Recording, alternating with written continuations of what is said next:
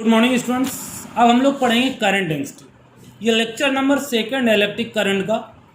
तो एक question create होता है कि करंट डेंसिटी और करंट में क्या डिफरेंट होता है। पहले तो इसको ध्यान से रखना। तो करंट डेंसिटी होता है, पहले इट इज डिनोटेड बाई या it is represented by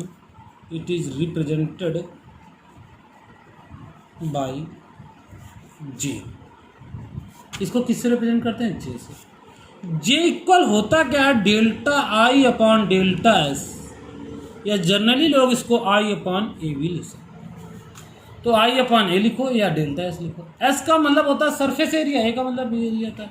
but ये जो एरिया होगा वो क्रॉस सेक्शन एरिया होना चाहिए। कौन सा सेक्शन होना चाहिए? Cross section area. अच्छा, आप लोगों ने एक बार भी क्वेश्चन नहीं क्रिएट किया है क्रॉस सेक्शन एरिया क्या होता है, क्योंकि इस चैप्टर में डिस्क्रिप्शन करेंगे। तो हम जैसे ये पेन मान लें, तो पेन का जो ऊपरी सिरा में काट दें तो जो ऊपरी सिरा होगा वो क्रॉस सेक्शन एरिया होगा। आपने देखा होगा जैसे वायरिंग करने लोग आते हैं, जब वायरिंग कर रहे होते हैं तो ऊपरी सिरा पहले वो पाइप का आगे का काट देते हैं। तो वो जो होता है हमारा, यदि काट दो आगे तो उससे क्या नहीं जनरेट होगा? इंटरनल रेजिस्टेंस नहीं जनरेट होगा, यानी आंतरिक प्रतिरोध, जिसको तुम लोग कार्बन बोलते हो, राइट। तो इसको हम डिफिनेशन बनाना चाहेंगे तो क्या लिख सकते हैं? इलेक्ट्रिक करंट और क्रॉस सेक्शन एरिया का जो रेशियो होगा वही तो कहलाएगा हमारे इलेक्ट्रिक करंट। हाँ, तो द रेशियो क्या लिख सकते हो? Ratio of electric current and area of cross section area of cross section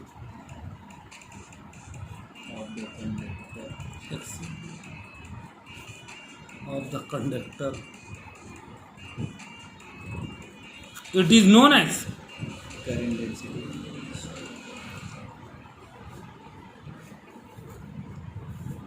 current density।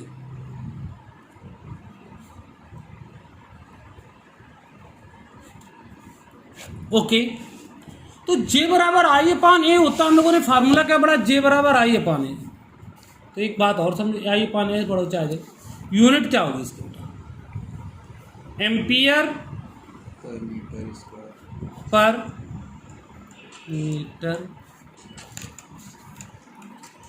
Metre square, right. और इधर डायमेंशन की बात करो तो एम्पियर ए, इसकी क्या होगी? एल स्क्वायर, ए एल की पावर -2। क्लियर? एक बात और सुनिएगा, इट इज वो हमारी जो करंट होती है वो स्केलर क्वांटिटी होती है, इट इज वेक्टर क्वांटिटी। ये कैसी होती है? Vector quantity. वो स्केलर क्वांटिटी, तो ये क्या होती है हमारी? Vector quantity, right. क्लियर? वो स्केलर क्वांटिटी, ये वेक्टर क्वांटिटी। ये स्पेशल पॉइंट से होती है। हाँ, इसकी डायरेक्शन होती है। अब कैसे होगी, क्यों होगी, उसकी भी डिस्कशन करेंगे। यदि it may be angle theta, यदि कोई एंगल बना रहा हो, it may be angle theta. यदि कोई एंगल्स बनाएगा, यानी कोई कोण बना रहा हो, तो क्या कर सकते हैं? तो बेटा हम आई बराबर जे एस कॉस थीटा, यानी जब कभी एंगल बनेगा तो सरफेस के साथ बनेगा। किसके साथ बनेगा? सरफेस के साथ। आई बराबर जे इंटू ए कॉस थीटा भी रिप्रेजेंट कर सकते हैं, राइट। अच्छा, एक बात और याद रखना, आपको पता ही चल गया है। यदि इसका और एक न्यूमेरिकल केस बनाना चाहो तो जे इन्वर्सली प्रोपोर्शनल क्या होता है? 1/s। तो J1 अपॉन J2 बराबर क्या हो जाएगा बेटा? S2 upon S। ये हमारा था करंट डेंसिटी। लॉजिक समझ में आ गया होगा आपको। चलिए नेक्स्ट टॉपिक। तो नेक्स्ट टॉपिक्स में हम लोग 2-3 चीज़ें पढ़ेंगे। जैसे क्या पढ़ेंगे हम? क्या ड्रिफ्ट वेलोसिटी होता है, क्या मीन फ्री पाथ होता है, क्या रिलैक्सेशन टाइम होता है। तो पहले एक मॉडल बना लीजिए। क्या बना लिया बेटा हमने? मॉडल में इलेक्ट्रिक कंडक्टर बना लिया हमने। तो सर आपने ये ब्रेक क्यों किया? ये ब्रेक इसलिए करते हो कि क्रॉस सेक्शन एरिया को रिप्रेजेंट करें, यानी कंडक्टर प्योर कंडक्टर, इसमें कोई भी इंटरनल रेजिस्टेंस जनरेट नहीं हो रहा। क्रॉस सेक्शन एरिया क्या मानेंगे? इसके अंदर क्या होंगे हमारे? इलेक्ट्रॉन्स। क्या होंगे? इलेक्ट्रॉन। और इनकी जो वेलोसिटी होगी वो वीडी होगी। अब तुम लोग सोचोगे सर वीडी क्या है, और ये क्वेश्चन इस साल आया भी पेपर में था, क्वेश्चन नंबर सेट में, सेकंड में या थर्ड में, हाँ थर्ड सेट में ही था। Define a relaxation time, current density and और एक न्यूमेरिकल था करंट डेंसिटी और ऐसे कुछ था, मुझे मेंशन नहीं हो पा रहा, बट ये न्यूमेरिकल आया था इस बार, इंपॉर्टेंट है। क्वेश्चन सेक्शन ना वैसे तीसरे में आया था और शायद से 2 मार्क्स क्वेश्चन आया था हमारा ये। तो हम पहले इसमें पढ़ेंगे मीन फ्री पाथ। क्या पढ़ेंगे हम लोग? Mean free path.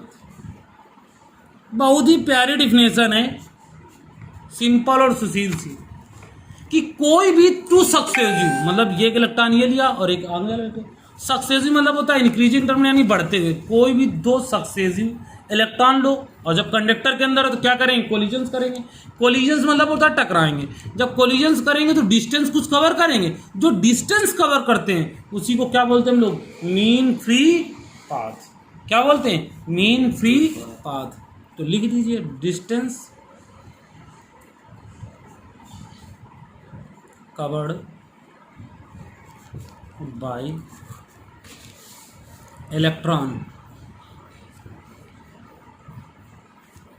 between any 2 successive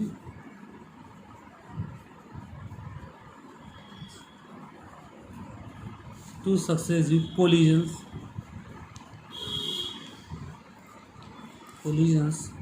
is known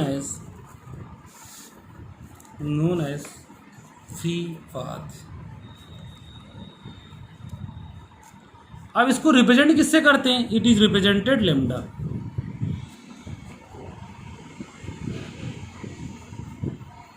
it is represented by, okay. तो आपको पता चल गया इसकी यूनिट क्या होगी? Unit metre. डायमेंशन क्या होगी बेटा? क्लियर हो गया? डायमेंशन क्या होगी? ये। अच्छा, यदि मैक्सिमम वैल्यू पूछी जाए इसकी कि अधिक से अधिक इसकी वैल्यू क्या हो सकती है, डिस्टेंस यानी कोई इलेक्ट्रॉन कितना, तो 10⁻⁹ मीटर ऑर्डर, यानी इतने से ज़्यादा मैक्सिमम डिस्टेंस कवर नहीं कर सकता। इसके बाद आता है रिलैक्सेशन टाइम। क्या आता है बेटा? Relaxation time. अब रिलैक्सेशन टाइम क्या होता है? देखो वर्ड से बड़ा प्यारा सा वर्ड मतलब क्रिएट हो रहा, रिलैक्स मतलब महसूस होना, यानी लड़ झगड़ के कितनी डिस्टेंस कवर कर सकते हो तुम। नहीं रिलैक्स से तुम लोग आपस में कभी लड़ रहे हो, गाली देगा मार के आ गए भाई, आराम से जा रहे हो, तो वो होता है रिलैक्सेशन टाइम। रिलैक्सेशन टाइम मतलब होता है कि कोई बॉडी या कोई इलेक्ट्रॉन आपस में कवर करेंगे, यानी कवर करने के बाद डिस्टेंस कवर करेंगे, तो जो टाइम लगेगा उसे क्या बोलते हैं? Relaxation time. तो average time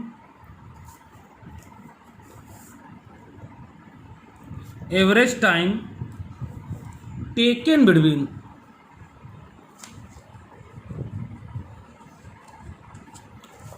between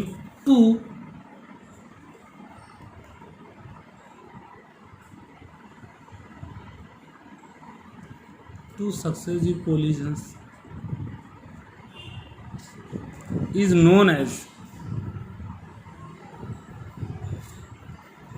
free path। Sorry, known as क्या कहते थे? Free path. ओके, एक फ्री पाथ। 2 इलेक्ट्रॉन कोलिजन्स कर रहे थे, उनका जो पाथ होता है उसको क्या कहते थे हम लोग? फ्री पाथ कहते थे। तो आ जाइए फिर पूरी इसको ब्रैकेट से बंद कर दीजिए। क्या बंद कर ब्रैकेट?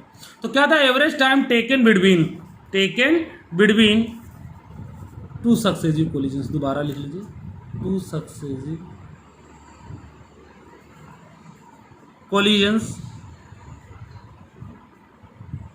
कोलिजन्स, ठीक, of free electron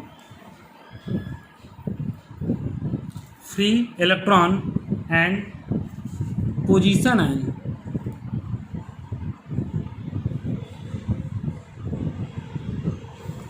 is known as relaxation time।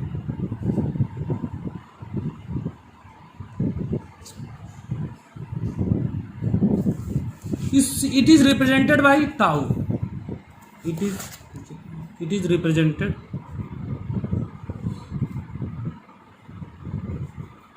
by tau. Okay, तो टाउ बराबर होता क्या, आप देखो हम लोगों को टाइम निकालना, तो टाइम बराबर डिस्टेंस अपॉन होता है, तो लेमडा अपॉन VRMS.